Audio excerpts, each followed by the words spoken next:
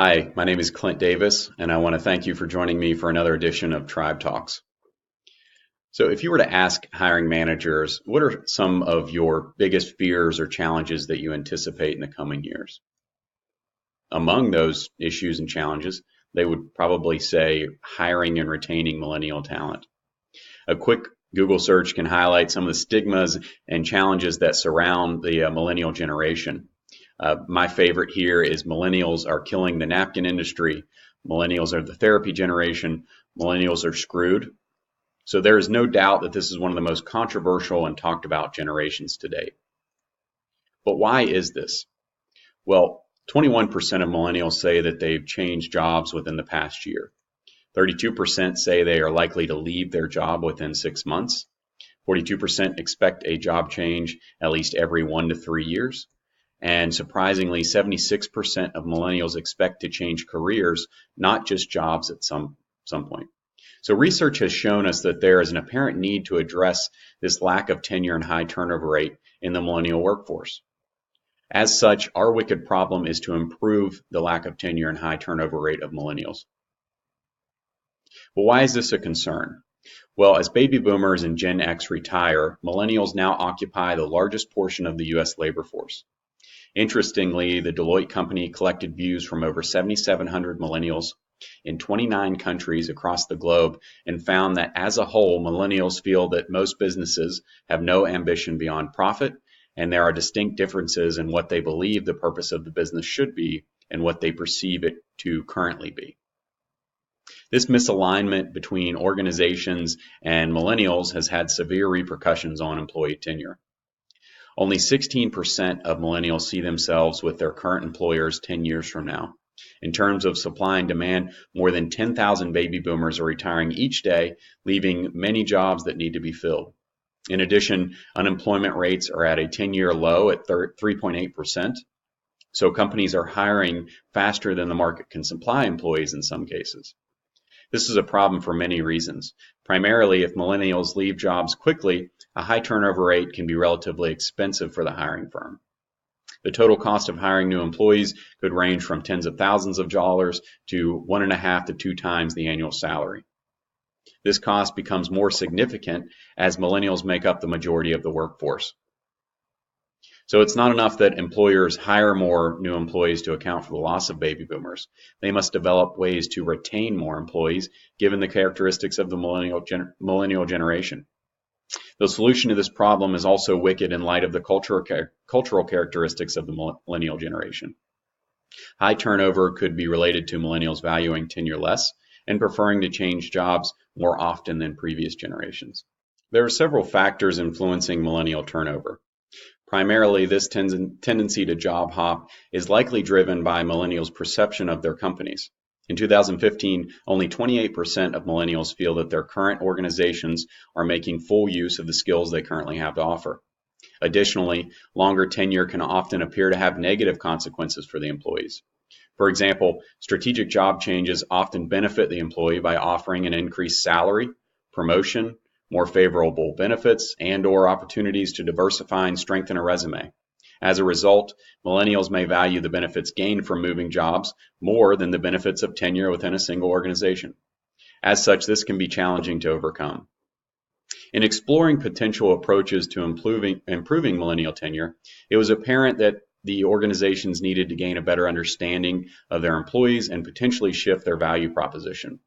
In accordance with this goal, I identified several potential solutions an organization could use to bring value to their employees consistent with research identified priorities of millennials. The first is to perform an analysis of past performance and current employment strategy. Second would be to foster and encourage more effective communication within teams. And thirdly, consider alternative work arrangements and employee benefits. The perceived value that the organization brings to the employee is one of the most important facets of job tenure. High organizational value increases job satisfaction, thus increasing organizational commitment. So the overall goal of our proposed value proposition is to better align with the needs and wants of the employees within the organization. This solution is not limited to millennials, but to employees of all generational backgrounds with the aim of creating more synergy between teams and increasing organizational commitment which would potentially lead to improved job satisfaction and performance. In developing my solution and due to the complexity of this challenge, I will use a combination of these approaches to develop a toolkit that businesses can use to better align with their employees and improve organizational commitment. First and foremost, it is imperative to have strong leadership buy-in and encouragement for this program to be a success. As such, the initial implementation phase will require a strategic planning meeting with the executive team to include the CEO, CTO, and HR director at a minimum. During this meeting, timelines for the action plan will be established. This meeting should also identify a business analyst to facilitate the company assessment and select the structure for internal audit and feedback methods. A combination of channels will be used in order to maximize workforce participation in the assessment, including a company-wide electronically distributed survey, one-to-one employee manager meetings, and group brainstorming sessions. The results from phase 1 will be organized and compiled by the business analyst and used to establish a baseline and create SMART objectives specific to the organization. In phase 1, we want to take a pulse of the organization. An internal company assessment should be performed to ensure the mission, goals, and employees of the organization align. This assessment should be executed in 3 steps. First, the organization should evaluate the current vision and mission statements or create them if they don't exist. To align the company's mission and the employee's perception of the mission, components of the mission statement should be created from the perspective of the employees. Second, an analysis of past performance and current strategies should be performed. This will involve identifying the current turnover rate, surveying current employee ratings of job satisfaction, and eliciting suggestions to improve job satisfaction. Thirdly, specific, measurable, achievable, relevant, and time-sensitive employee objectives should be created to address discrepancies identified in steps 1 and 2. In phase 2, this is where we really want to focus on enhancing organizational value among employees. Using data generated from the company assessment, the following 5 factors include suggestions on how we can enhance this value for our employees. A positive company culture. Formal methods should be established that allow team members and peers to publicly recognize each other. Positive feedback increases the employee's feeling of value, and frequent positive feedback among team members leads to higher performing teams. Leadership should encourage teams to develop a mission statement that supports the company's overall goals and objectives. To foster trust, encourage managers to have an open door policy.